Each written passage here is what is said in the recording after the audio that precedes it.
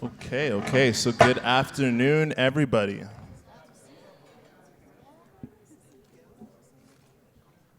So again, firstly, I just want to say thank you to the Africa Center for curating this panel. I think this is going to be a much needed discussion and conversation, and I'm excited to have this discussion with all of the panelists today.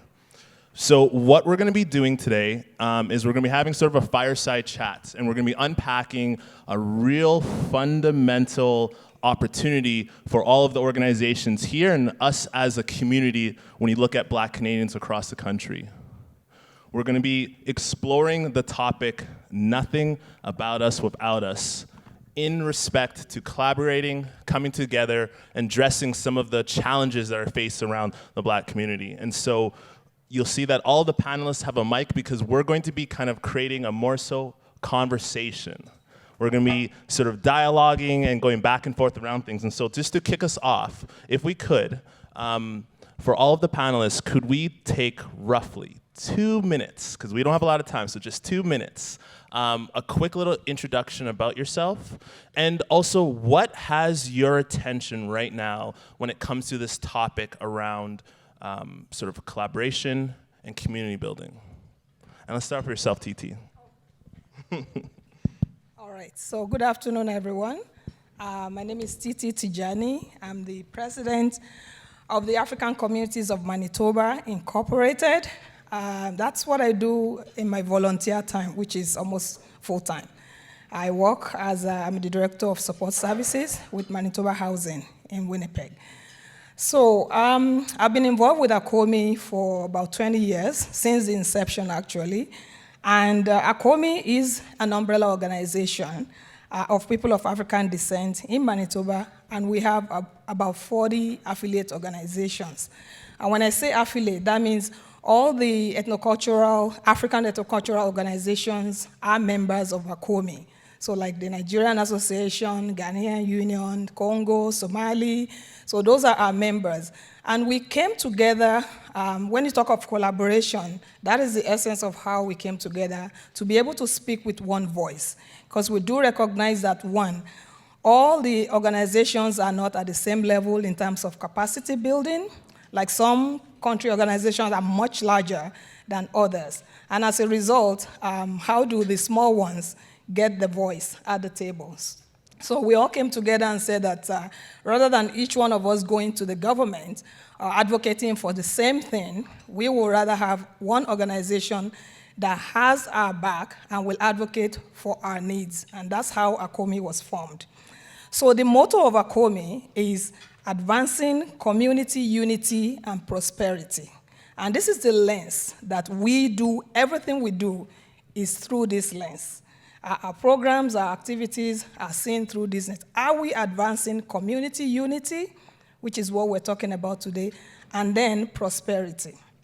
So some of the things that we've been working on, just quickly, our paradigm of... We'll give you another 30 seconds. 30 seconds. So some of the projects, I'll talk about the collaboration.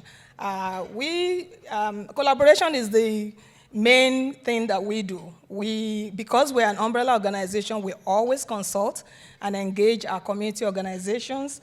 We also build capacity for them so that the small organizations also have capacity to be able to do things same as the larger organizations. We advocate for coalition building. That's also partnership. And some of the things that we've done to collaborate, not only do we collaborate with African organizations, we also collaborate with Caribbean organizations, help build capacity, and also BIPOC community, indigenous and other people of color community. No, thank you so much, TT, for those details. And it's amazing to hear sort of what's going on in sort of Winnipeg and what's going on in your space. Manuel, so for yourself, if you could, please let us know, give us 2 minutes about just sort of about yourself, and really on that topic, what has your attention? Thanks a lot.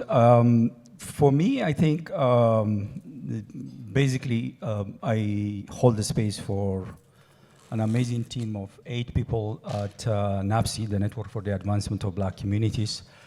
A 5-year-old organization, a new organization, exclusively focusing on systems change. It's national in scope. And essentially, you know, we see ourselves as that interface between Black community organizations, leaders, governments, philanthropy, and allies to really catalyze the possibilities for systems change. The issue could be housing, education, any system. And we do that by doing convening, knowledge mobilization, research, public policy, government relations. We do a lot of learning and capacity building. In Ontario, we do smart grant making. We do a lot of granting in Ontario. We've granted almost $6.3 million in the last 2 years.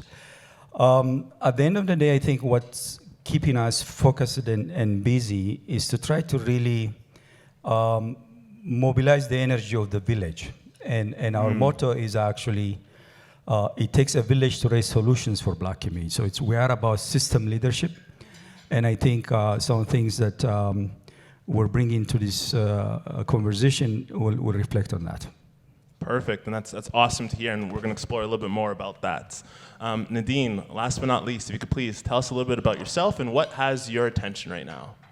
Hi, everyone. I'm Nadine Spencer, and I am the CEO at the Black Business and Professional Association. And what does that mean? It means I carry the responsibility, the accountability of ensuring that the work we do resonates with all our stakeholders. So what I bring to the table at the BBP, or what I champion, I've been a boss woman since 12 years old. That was when I first became an entrepreneur. And I believe in entrepreneurship as a viable opportunity for people that look like me, for Black people.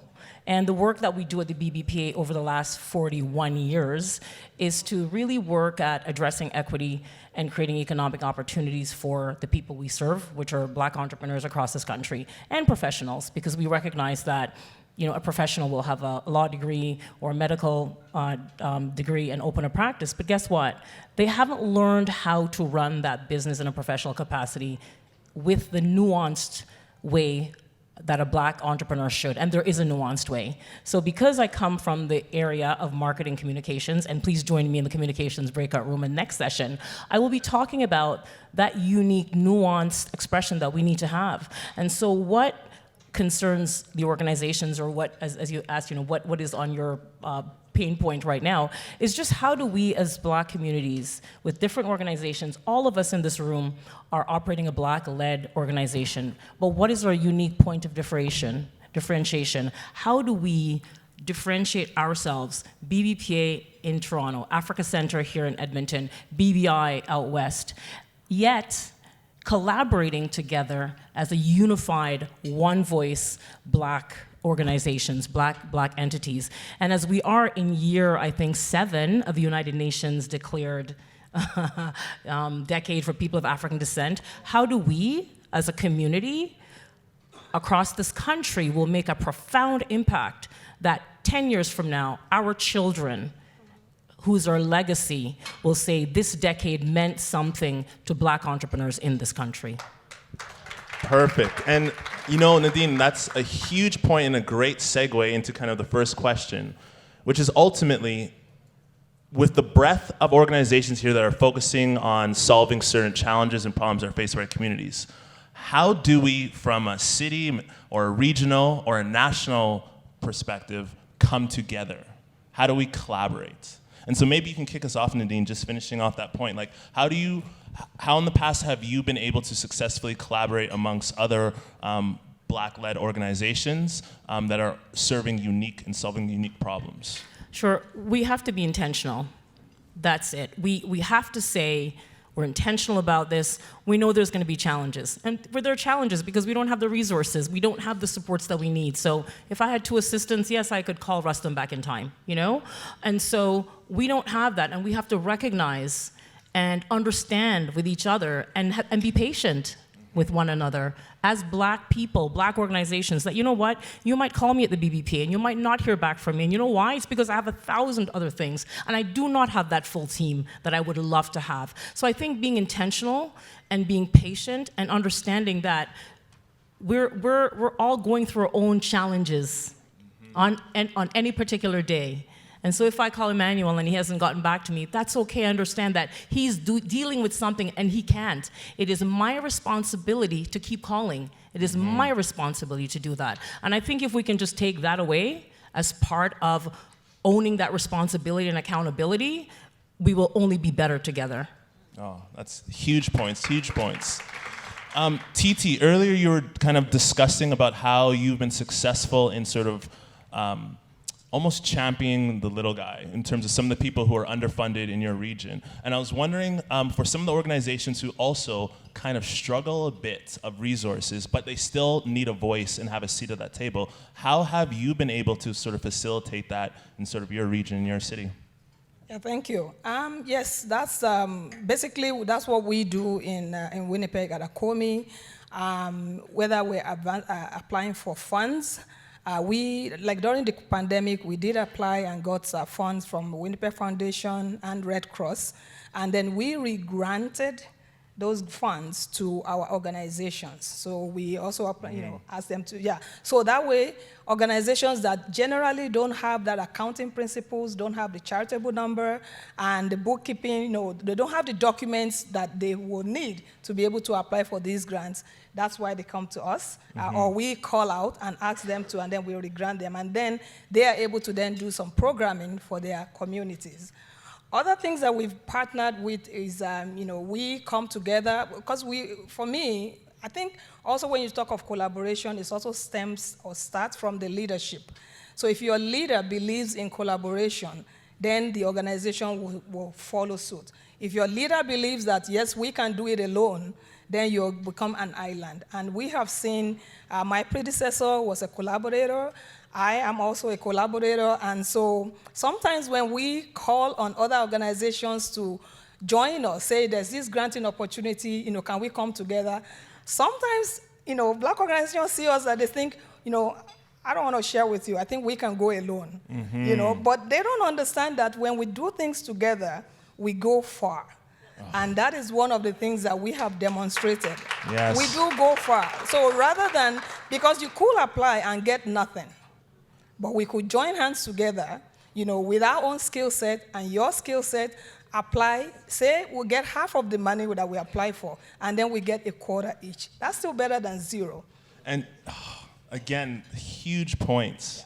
And Emmanuel, on that same thread, when it comes to sort of now coming together, hopefully getting funds, getting resources, I think one of the important parts that are not discussed enough is how do we then come together to potentially get our strategies in order, get our sort of final reporting, and more importantly, come back as a unified voice to address the wins, address the losses, and what the way forward looks like. And so I'm wondering if you can talk a little bit about how, as a community, we can come together to essentially have a unified voice when we're at the tables, such as the federal government, our regional government, or items like that. I will just gently push back on this idea that as a community we need to be unified always, partly it's like, we need to be on the same highway. We don't need to be on the same lane, I think it's important that we celebrate, that was one word that was referred to today, in his opening, Sharif, the need to celebrate, the need to acknowledge. Rastam spoke about the need for us to tell positive stories in our communities, I think there's enough to celebrate and enough to acknowledge. What we're not doing is actually creating the possibility in this ecosystem, from Halifax to Vancouver and in between, to really share the stories in an intentional way. So for example, you go to Halifax, we learned that the Afro-Nova Scotians have a city-funded, supported 5-year road to prosperity economic plan. Why can't we take that through a show and tell and put it on the road to Edmonton, Calgary, Toronto, Ottawa, Montreal? One. The mayor and Sharif, I spoke to Sharif, the mayor was making reference to his dedication to develop an anti-Black racism strategy. We have done that successfully in Toronto. We have the Confronting Anti-Black Racism Unit, led by a manager with Black staff, integral to the city structure. Why can't we share that story across the country? So part of this is not reinventing the wheel. Another is actually recognizing that the challenge that we have are systemic in nature. They are generational. They are wicked. They require collaborative solutions. And I think it starts by recognizing that no heroic Black leader, no government, no funder, no organization is going to deliver solutions for Black communities. We need to do it together. And what we have missed so far is the capacity and realization to create that architecture of engagement that brings everybody through an appreciative inquiry lens, through an asset-based lens. Enough with the gaps, the problems, and the deficits, and focusing what's working and how can we amplify it. So I think we need to spend more of that time and not being expected to be unified. I love, for example, there were 65 submissions this year from Black communities across country to influence the federal budget. I wish most of the leaders spoke to one another before going to Ottawa. But we have learned something now. For the 2024 budget, we should collectively work together and say, what are the 5 to 7 priorities for Black Canada that need to show up in the 2024 federal budget? That's how we need to be intentional in terms of narrowing some of the gaps that we have. So, and I do want to just have a quick comment to what he said. The whole idea of being on the highway, but being in your lane is so critical, because many times I've seen, okay, this organization does this really well, and I'm going to do, even though mine is health, I'm going to try to lean into that. We have to really stay in our lane, because that's where we develop areas of specialization, and that's where we have our own unique value proposition and our niche, and that's where we're collectively better. But what I see a lot of times is the drift. I'm in the business programming sector, you're in health, you're in legal, but you figure, well, you're in health and you're getting a lot of money, so I'm going to do health as well. But you're not doing it as well as he is. So that's one of the things we have to really be intentional about and recognize that our own unique special skill set is important. That's where we're going to serve our communities the best way, and we should do that. Get the support, but stay in our lane. Huge. And let's stick on this topic for a little bit. So, Manuel, you mentioned about no heroic leaders, and you mentioned about no government. I'm wondering if you could just unpack that just a little bit more of what you meant by that. I have been 30 years in the sector this year, yeah? And I have worked for the largest United Way in the world in a senior role. I have seen programs designed, developed. I've worked with governments and various funders. I've started capacity building for United Way of Greater Toronto. I was across the country helping United Ways develop these programs. What I have learned is that you cannot capacity build in your way out of systemic challenges. No matter how much money you throw at the problems, at the end of the day, if you don't get the village to sit around a big table, recognize the niche, create and enable the condition. Let's take housing. Yep. Why are Black communities are not fully participating in this multi-billion-dollar national housing strategy? Why? We know because there is no Black Canadian housing strategy. We have Black developers, we have private sector leaders, we have community leaders. We have not been able to create that architecture of engagement around housing. Why? Because we don't have an enabling structure. When we did town halls around housing, for example, we did one in Edmonton, in Montreal, in Halifax, in Toronto, working with Minister Hussein and CMHC. What did Black leaders told us? They told us many things. One of the things they said, we need a technical Black housing center that enables us to work together to acquire land, work with Black developers, access the big dollars. And CMHC now is working with Black community stakeholders to create the first Black technical resource center. Yeah? So at the end of the day, take Black mental health, Black public health Agency of Canada has funded 23 initiatives across the country on Black mental health. There was the first conference a month ago in Toronto on Black mental health. Yes, I think there are leaders in the various nodes with health, housing, business, entrepreneurship. We're not connecting the dots. We're not connecting the dots. And that's interesting to kind of hear that. And TT, you had a great point about sort of the importance of leadership. And I think leadership is ultimately an important thread that we need of having that open-mindedness. And I was wondering if you can speak a little bit about sort of how you've been able to kind of foster almost that leadership to reflect the community's needs or to reflect sort of the focus of your organization. Yeah, leadership is very important because that's the driver for your organization. And it's wherever that leader steers the organization, that's where you'll go. even though there may be rumblings, at the bottom, it's whatever that leader determines. And for us at ACOMI, since ACOMI was formed by the members, all the members came together and said, this is what we need. We need one voice. So that has been the system that we have been following. And so our leaders have always been one that bring everybody together. And so I've been the president for about 5 years, and I just kind of continue that. That may also be innate in me, because I work in social services, and so, community consultation is part of what I do, and hearing people's voices, and before we even create a program, and making sure that their voices are included in the program development, design, and participation, and also evaluation. So that is something that I've continued to do. And most importantly is also thinking about the future, creating spaces for our youth. Creating spaces for different voices, a variety of voices. For us, we have French-speaking members, we have English-speaking members, and so we ensure that we have French speakers as part of our board, and also as part of our staff, and also specifically making sure that we create space for our youth. I always tell everybody that, I'm going to not resign, but, I'm not going to be here forever. But I want to leave the organization in a good stand. And so it's important to start to develop the people that will take over after you. With your values, with where you want the organization to go.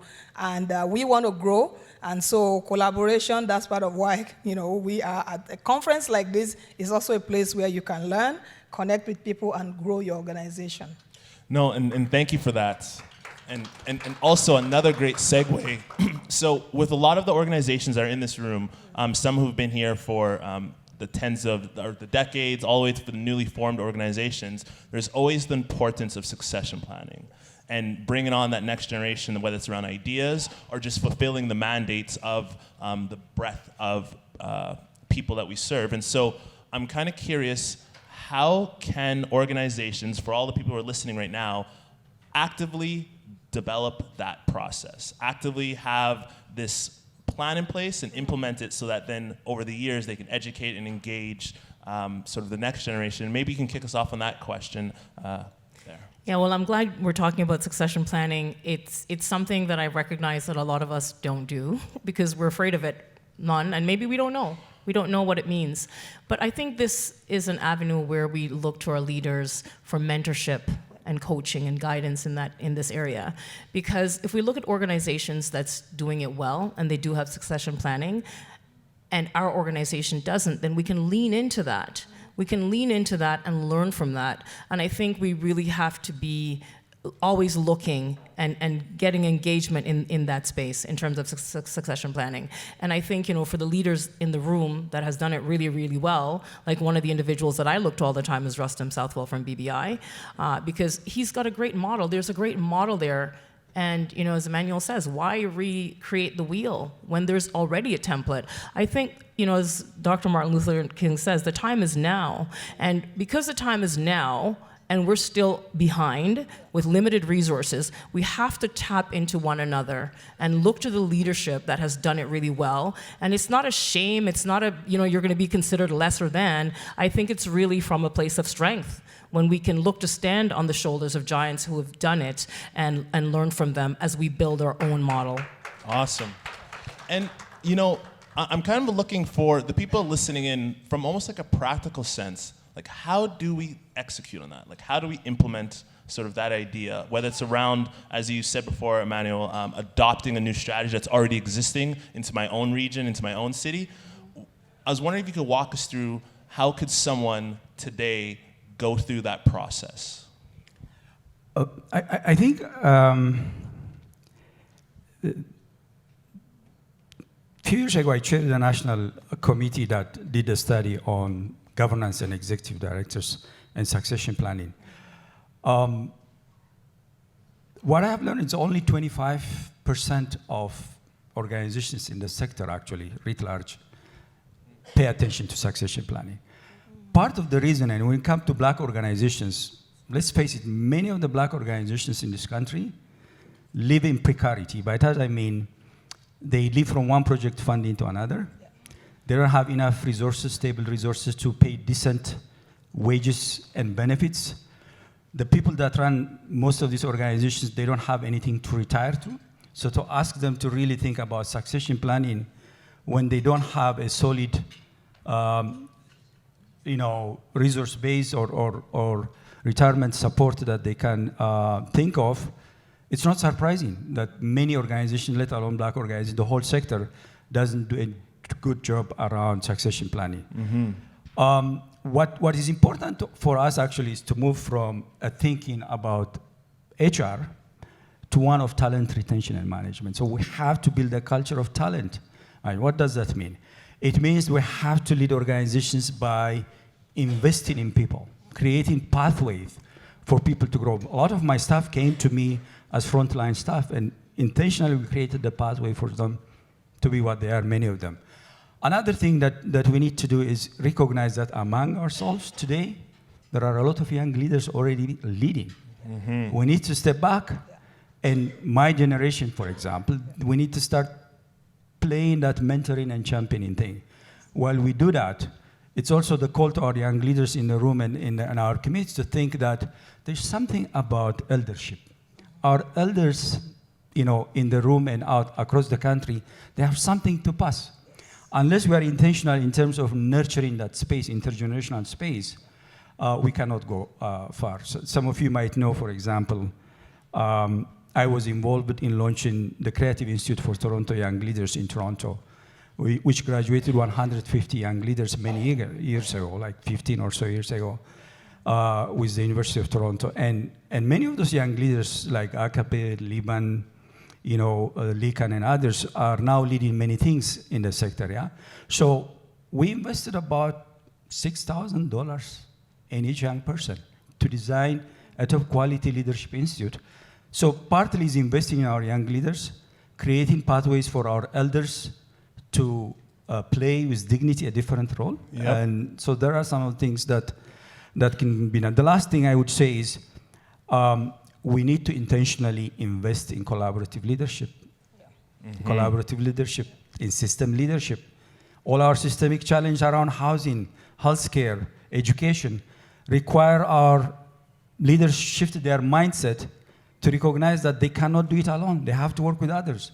That calls for systems thinking beyond the traditional leadership paradigm. And I have an and we can't be afraid of the money conversation. Totally. We cannot. Yes. Elizabeth Beacon in Halifax said, pay us. Pay us. And we cannot be afraid to ask for our value. My daughter says, Mom, years of enslavement, we were so trained to not think of our worth. This is the time, my people. We cannot be afraid to set what our value is and to step away if it does not serve us. Because the only way we're going to have a future where 10 years from now, our children are not having the same conversation is if we are not afraid of money, ask for what we deserve, and use that to mobilize what we need to accomplish. So that is a key cornerstone in our succession planning. Yeah. And huge points. And that's a good segue into this idea. Recently, in the recent times since the murder of George Floyd, we've seen sort of the federal government invest into the black community. And I've personally kind of thought of it as, seeing it as almost a transactional relationship. And I'm wondering, how do we move from a transactional relationship to more so a transformational relationship? Because I think what you're touching upon is in discovering our value, it looks a lot differently than simply writing a check or the flavor of the month, so to speak. And so how do we now sort of shift together into a transformational relationship, whether it's, yes, the government with each other or with just the bigger ecosystem as a whole? And who wants to kick us off on that one? Yeah, I can, talk about it in terms of, from transactional to transformative. We need to think of the future. What are we looking at? We've, for a long time, been working in silos. everybody doing their own thing, people not talking to one another. There's a lot of duplication that's happening in our community. And even in some of the grants that I, do read, I see a lot of duplication. And that also stems from saying that we should stay in our own lane to create that specialization. So we need to begin to rethink. And it's a cultural shift in the way we think. That we've been doing it ourselves, and where are we? Unfortunately, we haven't moved further. And our goal now should be to move forward, where we are into the better future. So that way, in that case, then you need to collaborate. You need to find others and talk about what you're doing, sharing. I see leaders that, I won't say hide, but don't want to share what they're doing. If you're asking, they just kind of go around the bush about it. Share, and that doesn't mean that person is going to duplicate, but we need to share, we need to talk about what we're doing, and intentionally want to teach one another, so that we can be successful in the future. Maybe I think, yes,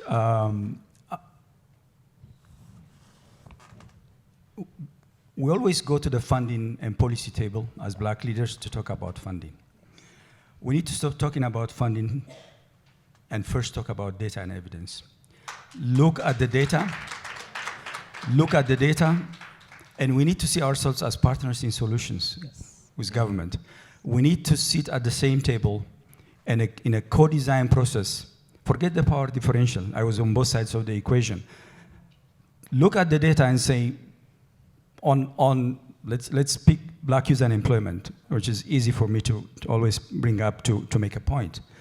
Black youth unemployment in Ontario is twice the provincial average, has been there for more than 20 years. It's not the lack of employment programs for Black youth. There is progress there. But we're treating the symptoms. We're not having discussions below the waterline, the structural challenges, the determinants of employment, the social determinants of health, the housing, the family support, the educational support. In Ontario, my organization is a backbone for the Ontario Black Youth Action Plan. It's almost now above $100 million, more than 100 organizations. When we met with the minister a few months ago responsible for the file, so we need to know what we are buying in terms of change for Black communities. We cannot have this discussion 10, 20 years from now. We need to at least bring the provincial Black youth unemployment closer to the rest. And so that could come only if, and this is the new reality that we have, the progress that we have done, some of the things that Rustam was talking about. One of the things that Rustam talked about is when it rains in New York, people what? They sell umbrellas. What's that? That's adaptive capacity. When we talk about leadership and capacity building, there's this thing called adaptive capacity, the ability to sense your environment and introduce new practices that go with the challenge of the times. Yeah? So what's happening now is that there is this feeling that Ottawa and Queen's Park and other parts of the country are throwing money at Black communities. That the key question for all of us is, it takes two to tango. The key question is, what are we buying in terms of change for Black communities? So to do that, we need to go to the table and say, hey, on housing, we're barely scratching the national housing strategy.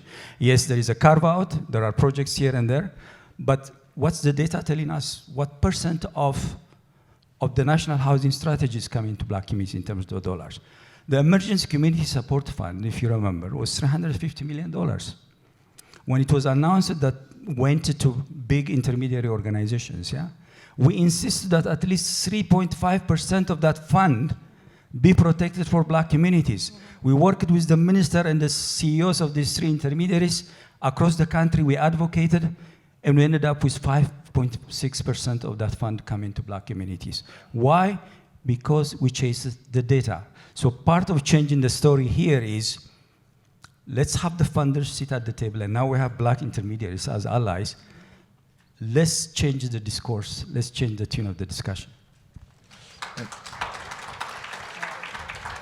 And I think that's a really interesting approach of sort of anchoring those discussions and conversations around that data. And I'm wondering, Nadine, with sort of the breadth of work that you're doing in programming, how have you sort of utilized data to have sort of better discussions, or even to ladder up in some of the items that you're advocating for, whether it's around funding or other resources? So I love data in this conversation, and whenever I sit in front of a partner or a funder especially, I love to bring my data tools. And here's one example that I always bring. So I sit with a government official, and I love government, just for any government people in the room, know that we love you. I always say, so there's a black expectation and a mainstream expectation. Because when I came into the black space 15 years ago, I was just in shock that the dollar values between both sectors were so far apart. So for example, I love to pull up government RFPs when I go to negotiate. So we're writing a grant, as we all do, and they allocate X amount for facilitators, X amount for marketing communications, X amount for your website.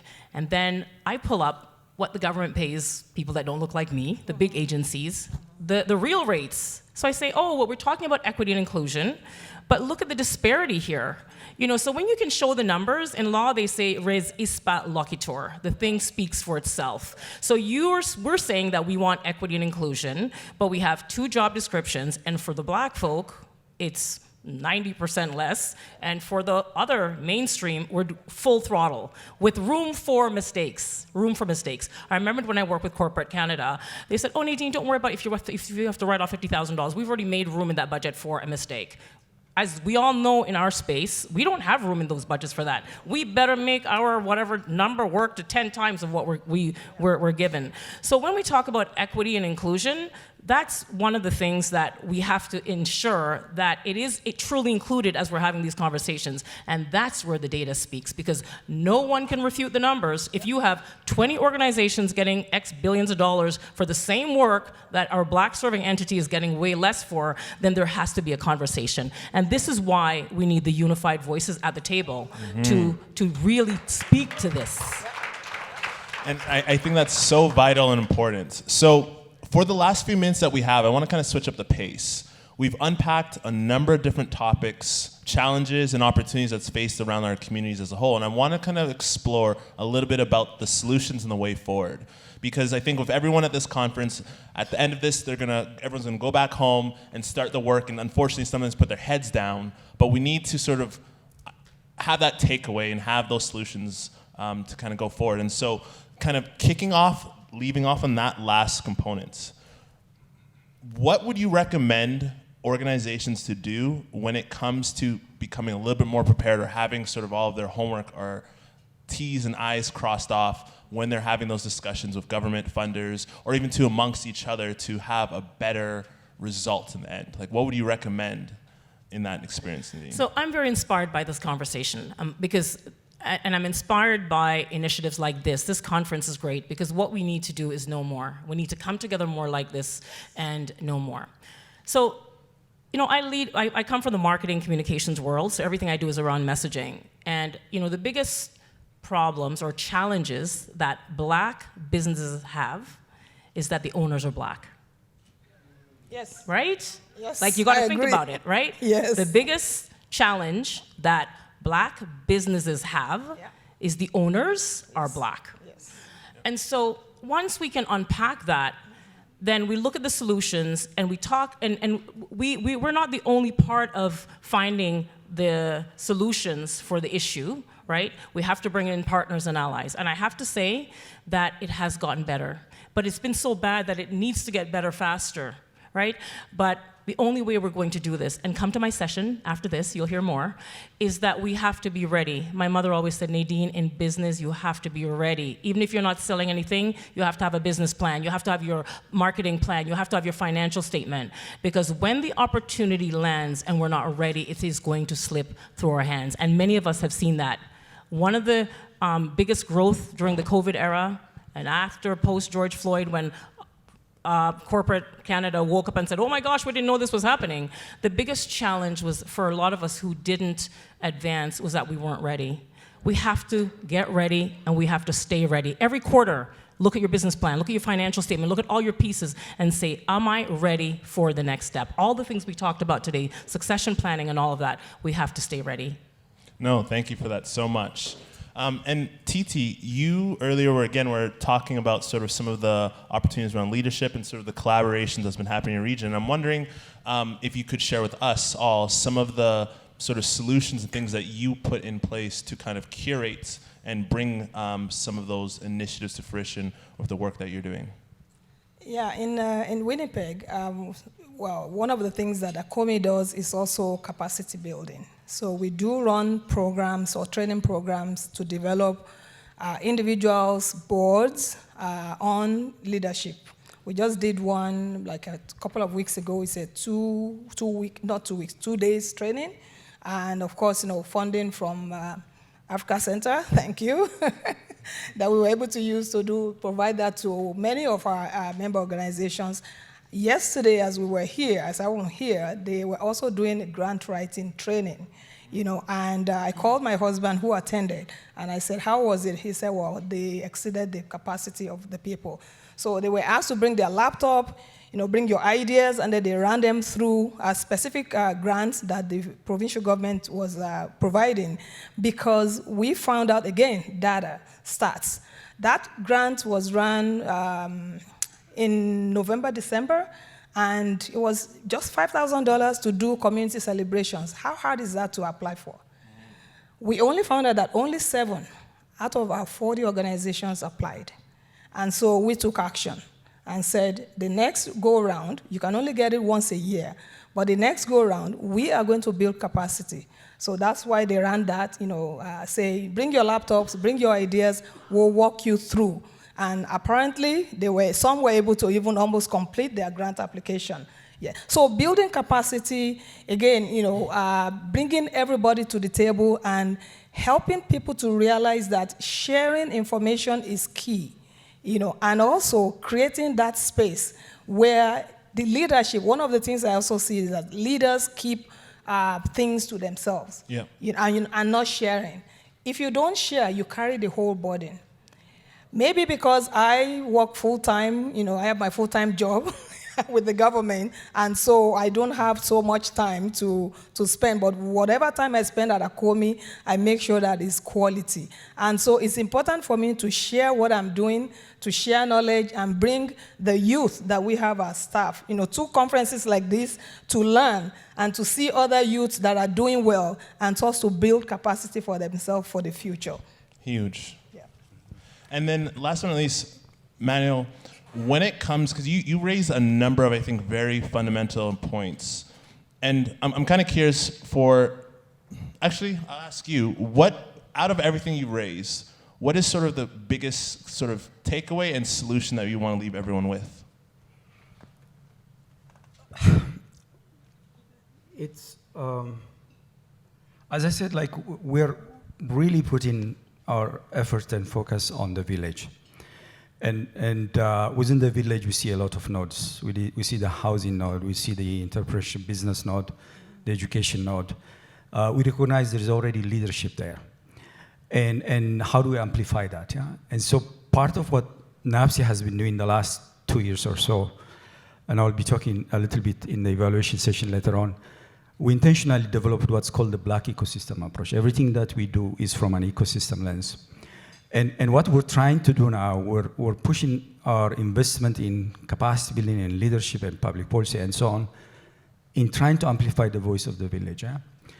And one of the ways that we're trying to do is we're investing in networks of change, both intellectually, resource-wise, and so on. For example, we've been working with a group of leaders, the Calgary African Canadian Collective, for example, to try to create the conditions for them to really think at the ecosystem level. Yeah? So we're launching with them soon the African Canadian Collaborative for Systems Change. Yeah? In few weeks, we're bringing a number of leaders to Wasana Island in Northern Ontario to look at system leadership. We're hoping to, one of those weeks, to bring the housing leaders together to create that architecture of engagement that I was talking about. So our focus is in the system leadership, is the recognition that alone will not be able to do it. The other thing is that we're also been putting a lot of effort and energy is how do we, with care and empathy, how do we have difficult conversations among ourselves, yeah? Mm-hmm. And part of that is we have to render our leaders whole, but at the same time we have as Rassam was saying in his lessons learned, we should not repeat mistakes of the past. If anything, we need to do new, intelligent mistakes. So what NAPS is doing at the moment, we're going to places we have not gone before to try to look for some inspiration. In a couple of days or so, myself and 8 black leaders are joining the delegation of 50 Canadian leaders to a trip to UK to talk about social innovation and exchange. We need to bring this to the streets of Black Canada. So we have the expertise, we have the connections, we have the ability.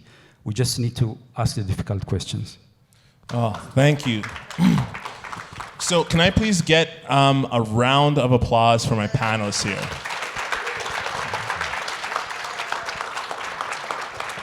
So unfortunately, we don't have enough time for Q&A, but I implore everyone at some point in time, if you have any questions, the panelists will be here throughout the events and activities. Yes, check out Nadine's workshop after this. It's probably going to be amazing. I'm going to go check it out. And I just want to leave everyone with just some final words. And also a challenge.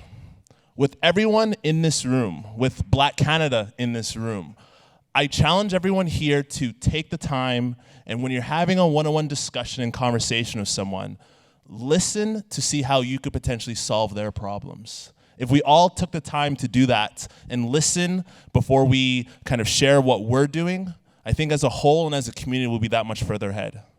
Thank you. Thank you very much. Thank you so much. I feel like Santa Claus right now.